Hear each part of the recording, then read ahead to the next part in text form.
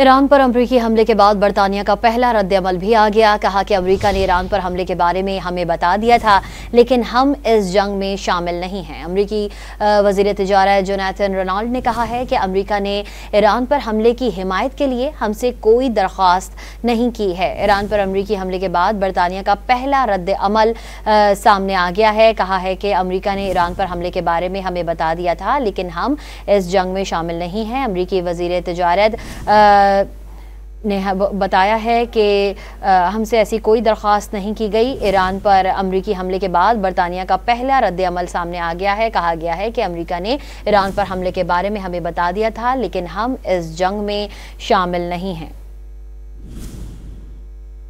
आपको बता रहे हैं, ईरान पर अमरीकी हमले के बाद बरतानिया का पहला रद्द-ए-अमल सामने आ गया है। कहा है कि ईरान पर हमले में हमें पहले ही आगाह कर दिया गया था, लेकिन हम इस जंग में शामिल नहीं। अमरीकी वज़ीर तिजारत जोनाथन रेनॉल्ड ने कहा है कि अमरीका ने ईरान पर हमले का पहले ही बता दिया था।